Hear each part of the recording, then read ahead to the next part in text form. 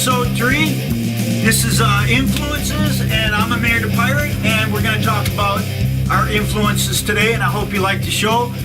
We're here, and I'm going to hang right to my co-host, Nick Scarlet. Thank you guys again for joining us. Episode 3, Influences, Beyond the Notes. Amir the Pirate, Nick Scarlet. I'm the one-man band Omnis Project. Guys, check it out. We're going to talk about influences today. We got a lot of influences, and we're just going to get right to it. But before we do, we want to award the top comment of the show award from last episode. Got it. We had a comment from Justin Rippin, 3907. His comment is right here. He says, "Hey, Amir, I would love to see something with how you guys make your music." You want to briefly answer, Justin? Well, I'll tell you what, it's pretty elaborate. We'll have to probably do a whole episode of recording to show you the songwriting and all that stuff. But for now, it's pretty elaborate. It could take 5 minutes and it could just come off the top of your head, or it could take 120 hours for a song. But in the future, we'll definitely, Justin, show you how we make music. Yeah, I agree. It varies for everybody. It could take a minute. It could take an hour. Everyone's different. Best songs are 5 minutes. Right? Best songs in history. of all time. Yep. Came to them in a dream. Boom! Just like that. Bang! We will make an episode on that, Justin. Thank you for your comment. For everyone, we are starting a comment award, so make sure to get your comments in every video. Okay, top comment of the video is going to get a little recognition. We're going to pick you and we're going to put you into the pool.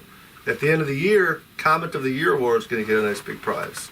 Awesome. So make sure to get those comments in. So, influences. Influences. Well, I'm going to go with top 10 guitar players to start it out. These are my current top 10 guitarists who I like now. They're not the same as the 70s or 60s, as you know. So I'm going to start out with Albert King, Mr. Albert King. He plays like Nick, backwards flying V, upside down backwards. So his low E string is on the bottom and his high E is up top. It's a totally unique way to play and almost impossible to play for a lot of people. Albert King taught me so much. I met him when I was on crutches at Summerfest. Came out into the audience at Broken Leg with Cass, and he told me to do it better than I did. That's all I remember. Every time I met him, he told me to do it better than I did. So Albert King was always an influence, more than the music, as an outstanding human being. And B.B. King took all the money and fame while poor Albert died in fucking misery. So that's just the way it goes. But Albert King is my number 10. Let me see. I'm going to have to go with... I'm going to go with Derek Frigo from Enough's Enough. He was a guitar hero of mine since a kid. Since when I was started, George Lynch told me to go to Chicago and see Derek when he was 19. And George was right. Holy fuck, George. Fucking, are you kidding me? I saw Derek Frigo he was fucking ripping when he was 19. This amazing guitarist, died from evident drug overdose in West Hollywood, Beverly Hills, and he was 37. And rest your soul, brother. You're always nice to me, and I love you, and your family's great. You've given me so many things, so I thank you. Derek Frigo, fucking Albert King. Those are 10 and 9. Nice. I love it. Albert King. Man, I love that guy. I miss that guy. Yeah, his music. 10 for me, Pantera. I'm a huge hard rock metal fan. I love Pantera. I love Vinnie Paul. He's just an awesome drummer, underrated drummer, in my opinion. Phil Anselmo is just had a fucking set of pipes, man. The guy could scream. He was a great screamer, and Pantera had a huge influence on me. I love all the shit that they did, man. So many killer riffs. And Dimebag, man. Dime was just the master of the fucking harmonic squeal. Nobody did it better. You know, another one that we lost way too soon. God rest his soul. Dime. Yeah, we miss you, Dime. You know what they call him? You left your mark, man. You know what they call him in France? They call him Dimebag. Dimebag. We missed the Dimebag. Dimebag. We missed Dimebag. That is. Dimebag. Dimebag. Number 9, Alice in Chains. Huge fan of grunge myself. You know, I love that whole movement that came out of Seattle. You know, Lane Staley was one of the greatest singers of all time, in my opinion. He had a great set of pipes, and he fucking knew how to use them too. Yeah, it's the best singers of all time. Not only have a great voice, but they know how to use it to perfection. And Lane is light years ahead of just about everyone else in that regard. Jerry Cantrell was the master at harmonies. And all of their songs, if you listen closely enough, you're gonna hear and feel Jerry's influence on all those. And he's just a cool ass fucking dude too. You know, Jerry's I fucking love Jerry. This guy was fortunate enough to hang out and meet with Jerry, and I'm pretty jealous about that. But that's awesome, man. Dude, meeting Jerry was an eye opener because he's a good dude, and a lot of people when you talk to him, well, I met 5,000 stars, and Jerry was one of the very few real deal. No bullshit. What you see is what you get. Yeah, But I caught him when he was partying. yeah. We And partied.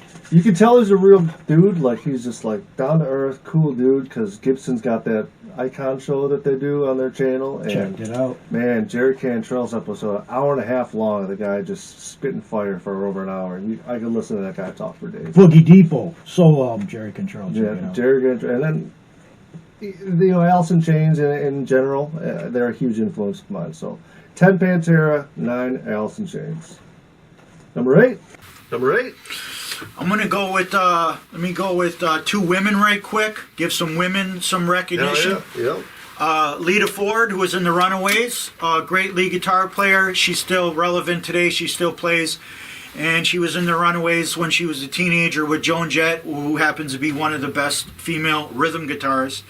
And Joan Jett's badass bitch. She's still out there. She's relevant. But Lita Ford on lead guitar, she was just breaking new ground. There wasn't too many women playing rock. You know, I could give up a heads up on a side note to Orianthi and some of these slamming fucking women guitarists you see out there now.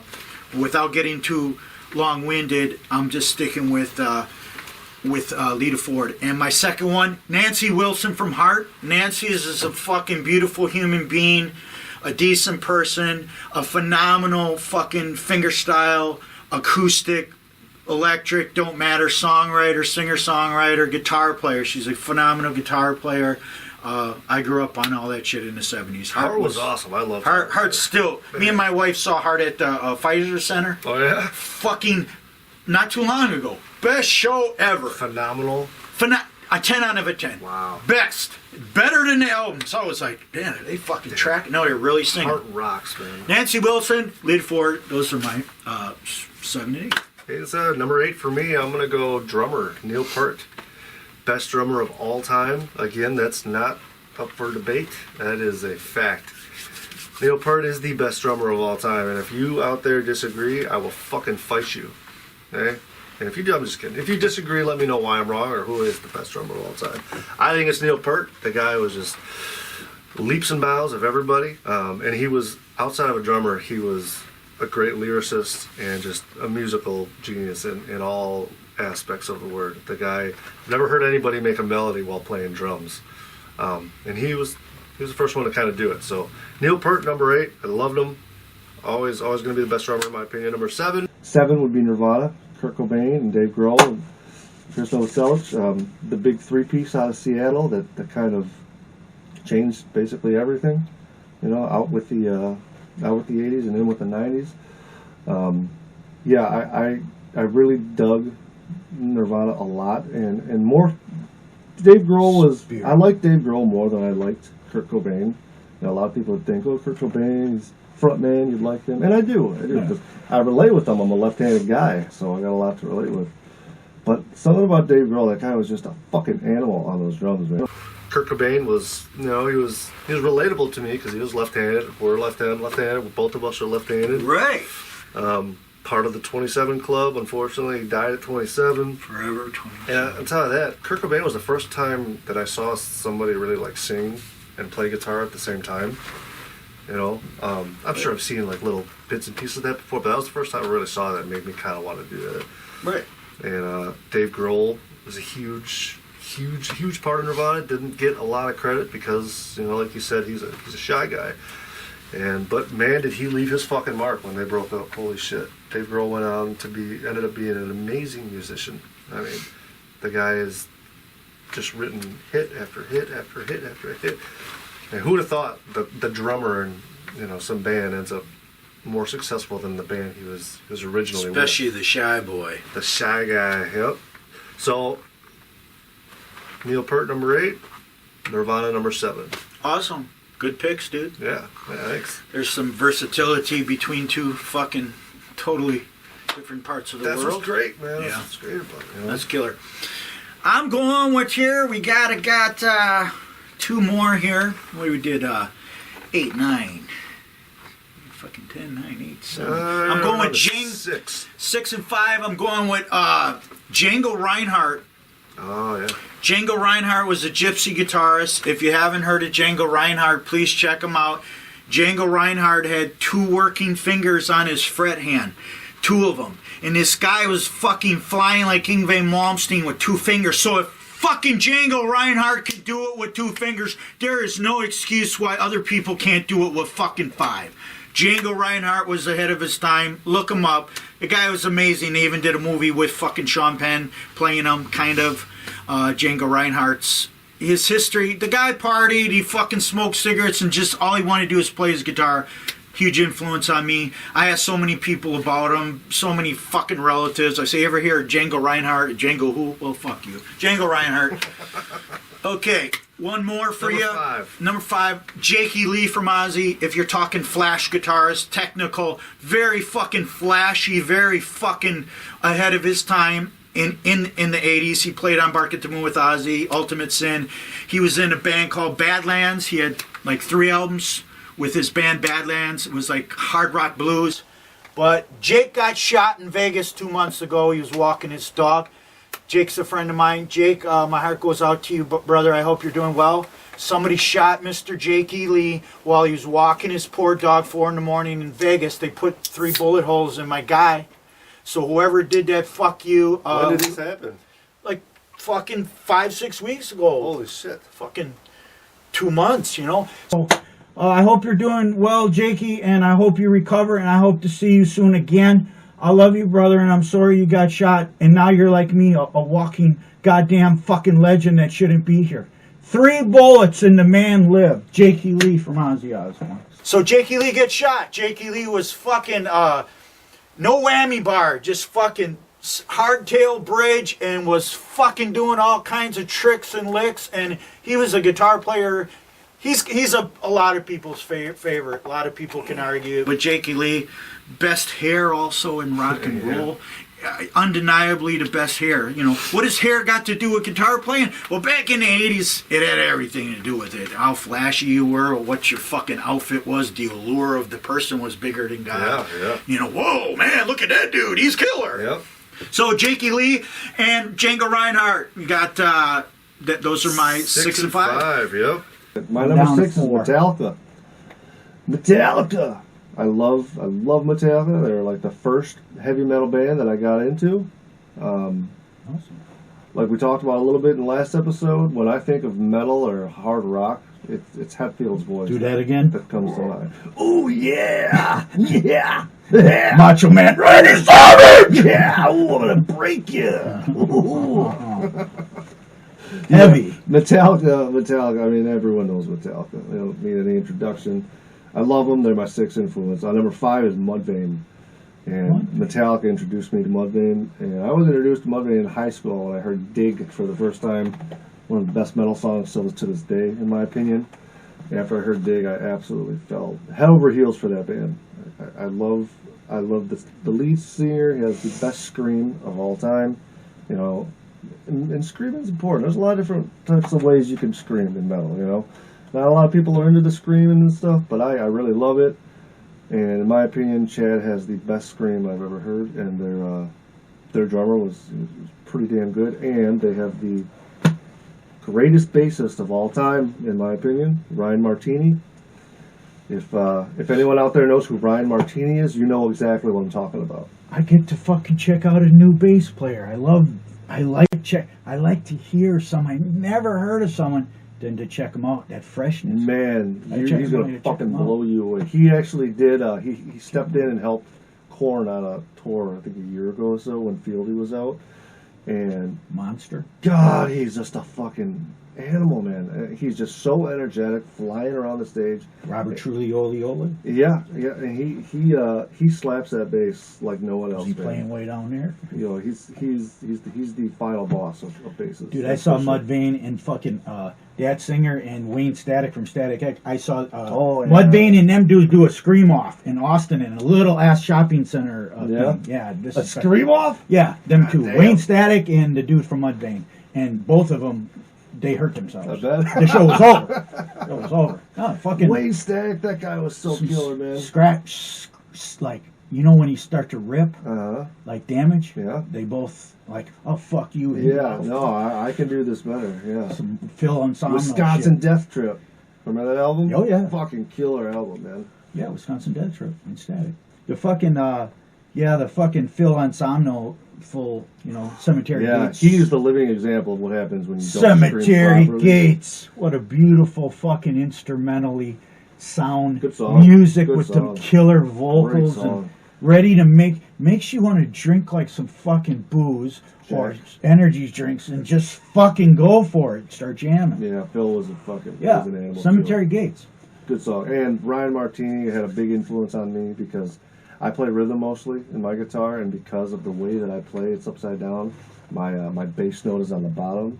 So the way that I play it's like a mixture between rhythm and bass. And watching him play really made me realize, like, wow, I've got an opportunity to kind of mix rhythm guitar and like bass lines here.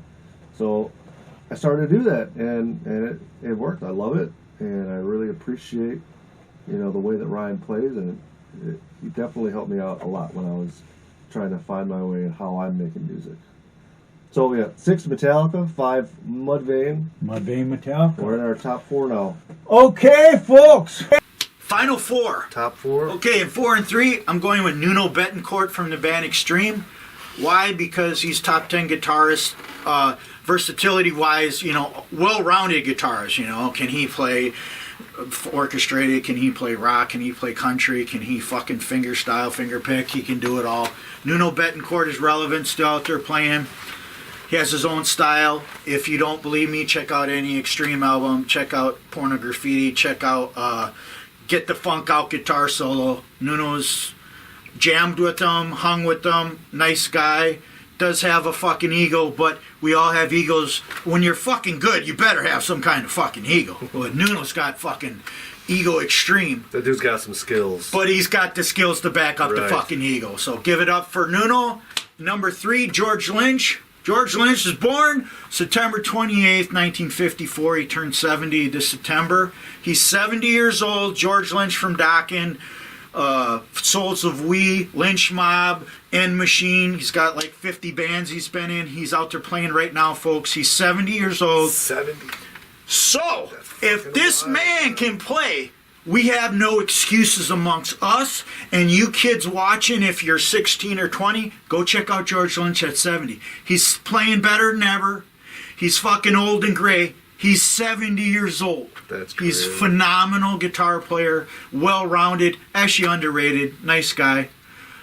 Little evil sometimes. I like that. I like his little twist on it. He's like caught between heaven and hell. George, you know what I mean.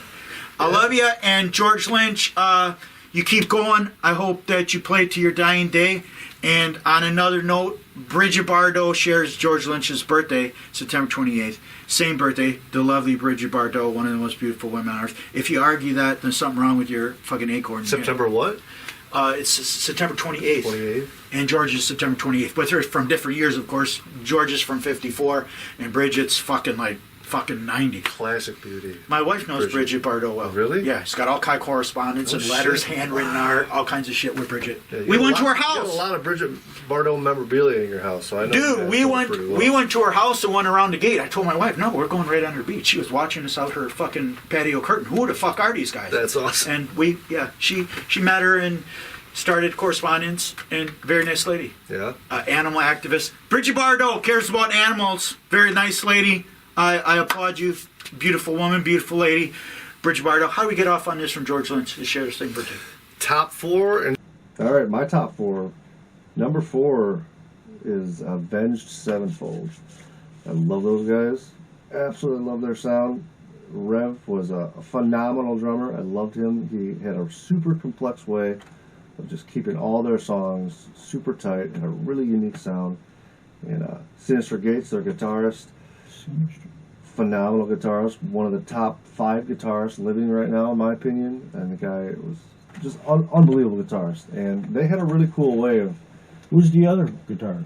I forgot his name. One of them's He's left-handed. Though. Yeah, Yep. yeah. He's a lefty. The lefty. I can't remember his name. I'm sorry. Sinister and Wacky Tobacco. But they do harmony solos together in a lot of their songs, Right. which you can hear if you're looking for it, and it's phenomenal to hear. They've got this really unique, like haunting gothic style of solo playing, where they not sure what scales that they're using, but it's a very unique sound. When I heard Nightmare and Bat Country for the first times, it's like, wow, these guys, they got something fresh in the metal scene for sure. And I absolutely love them. I still do to this day. I mean, they're coming up with new music. I think the COVID thing kind of fucked with them a little bit. 'Cause, you know, they were going to tour. Who hasn't been I fucked know. with from And COVID? but afterwards, they came out with an album right after, and it didn't feel the same. So I think that they're definitely feeling effects of that. But I still love the guys. They're my number 4 influence. Number 3 is a band called Cold. I don't know if you've ever heard of them. A lot of people probably haven't. No. But they're an underground band. They came out in 90. Cold! Cold. Check them out. lead Cold singer- with the L? Cold. COLD. Oh, I heard Cold. coal, but not cold. Cold. Okay. Scooter Ward was their lead singer, and he's went through a lot of tragedy and put a lot of that into his music. And when I was a young whippersnapper, I gravitated towards their first album, self-titled album, Cold, and then Year of the Spider in 2003. And those albums I listened to nonstop, front to back. I could remember every single note, every single word. Awesome. And they had a huge influence on how my own stuff sounds. You know, simple but catchy licks, and I absolutely love those guys. When did they come out? What? 1998. They came out of Jacksonville, and their first album didn't do the greatest, but Year of the Spider, they came out with the song "Stupid Girl." I don't know if you remember that.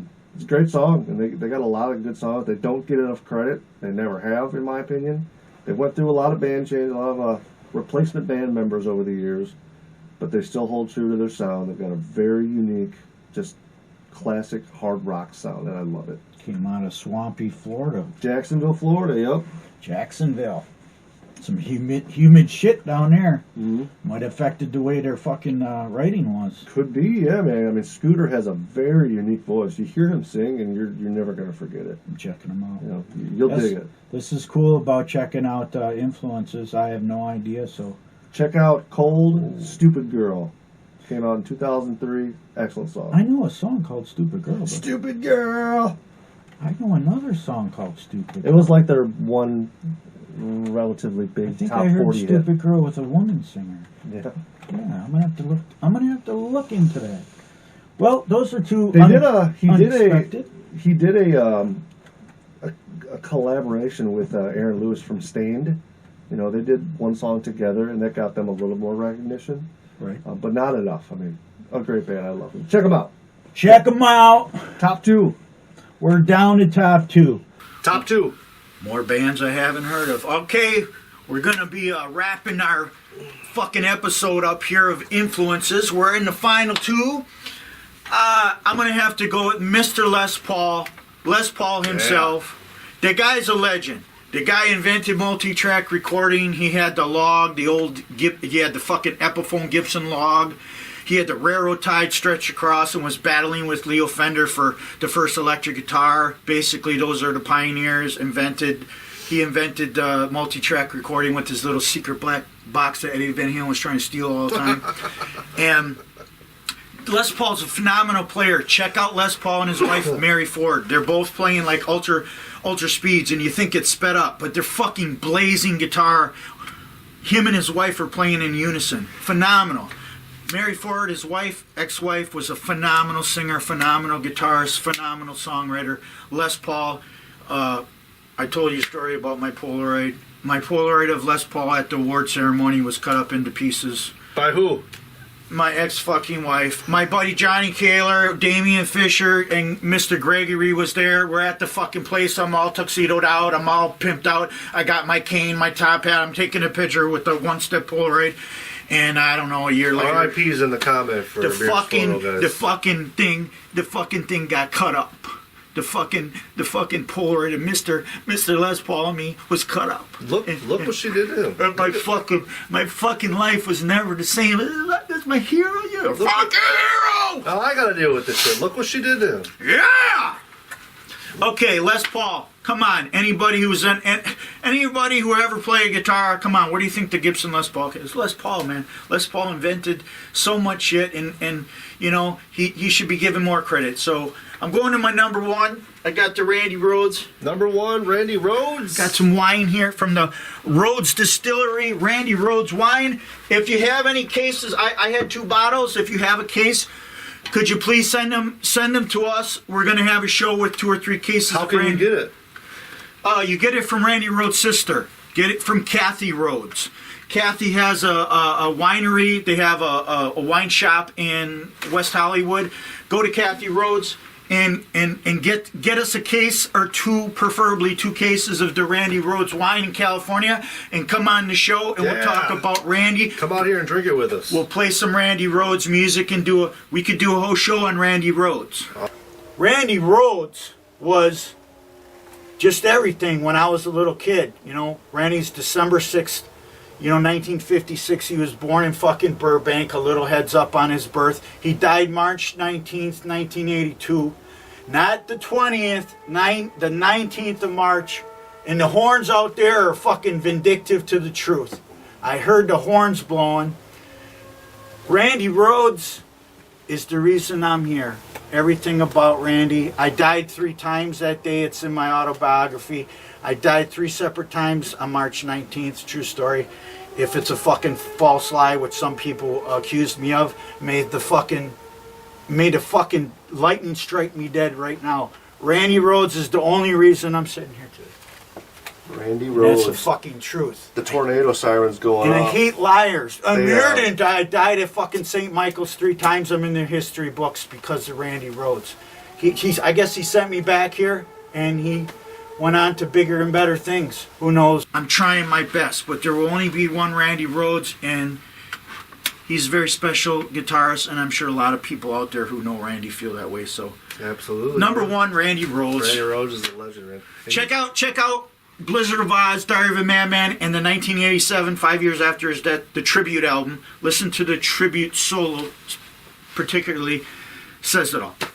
And get a case of Randy Rhoads wine. And get the 2 cases of Randy Rhoads wine, and we invite you wholeheartedly onto the show. Sit right here, we'll move aside for you. If you're big, we'll move way aside, and we'll get to the fucking drinking. We'll have a blast. We'll have a couple cases. Serious. Randy Rhoads. Randy Rhoads. All right, so my number 2 is Robert DeLeo from Stone Temple Pilots. The bassist from Stone Temple Pilots, yeah. Another great songwriter. Serious looking dude. Yeah, very, very stoic, very calm, mild-mannered, very polite fella, very, very good speaker. And that's not, why I like him, but he is just a great musician. Like, he came up with a lot of their music. He's the mind behind a lot of Stone Temple Pilots sound that I love so much. Stone Temple Pilots is my favorite band. And I just love that sound. They got a super unique sound. Robert DeLeo is arguably one of the best songwriters of his generation. Good songs. Yeah, Plush. Everybody knows Plush. He came up with that riff from like some old ragtime. And he turned it into one of the best rock songs of all time. Original. Great guy. And his brother Dean, great guitarist too. You got to give them credit. Scott Weiland.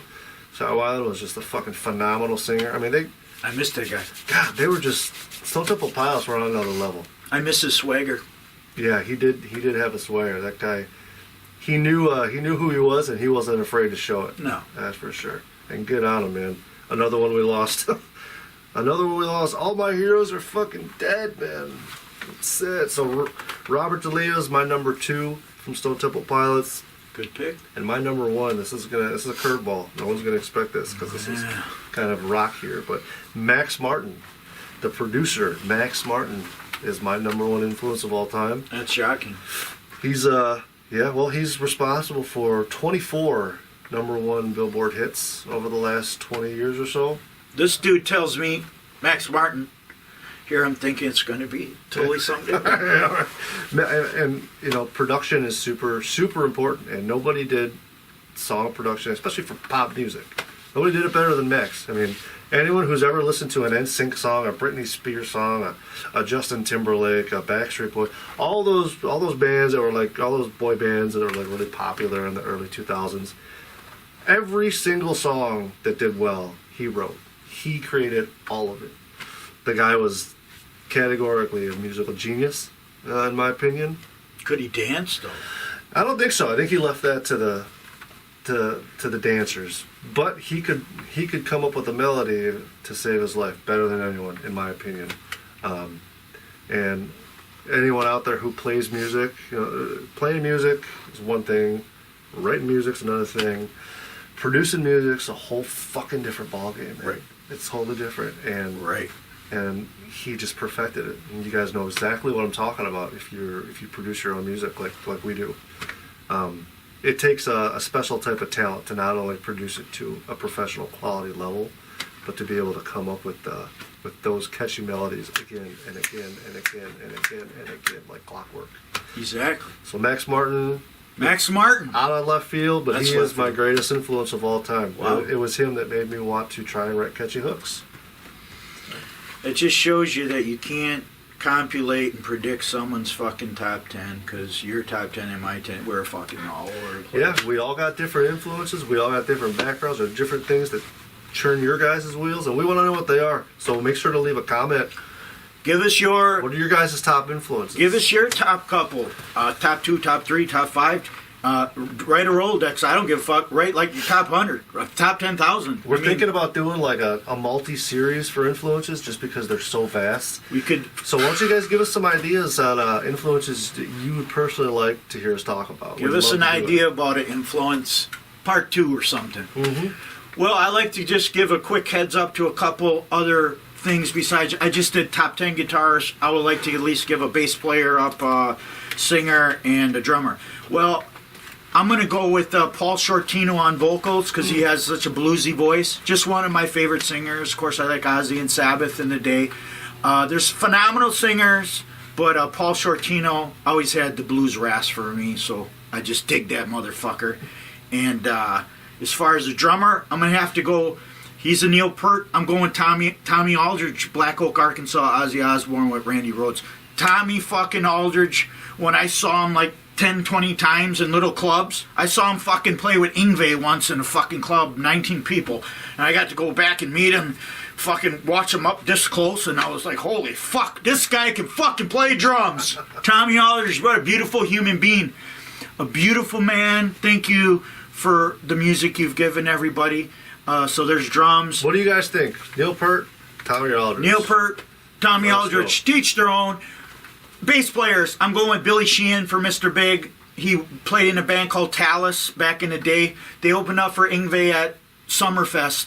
Billy Sheehan is a working man's bass player. Phenomenal bass player. If you haven't heard of him, check out Mr. Big, but check out Talus with Billy Sheehan. So I had to just give some props to at least a couple singers, drummer, and bass player. Yeah. Those are my kind of rounded thing. I'm from the fucking 80s movement, so of course they're going to be probably floating in that genre. but Mr. Big had a couple good songs back. I remember that too, man. Paul Gilbert, Man, he's a fucking monster. Guy, Paul Gilbert's fingers are this long. damn. You totally made me remember. I forgot what the name of the song was, but I like Green Tinted 60s Mine. yeah. Good song. Fellow- Melody. Green Tinted 60s Mine. Melody's King. Melody's king. That fucking shit sticks in your head. You're walking down the street, and those are those melodies that just can't get it out of my. You love it, but you're like, get that shit out of my head. It won't leave. Yeah. A good melody, it stays in there forever. So we're gonna wrap this up. Thank you guys for stopping in real quick. We're gonna be doing a top comment of the show award every show, so make sure to get your comments in.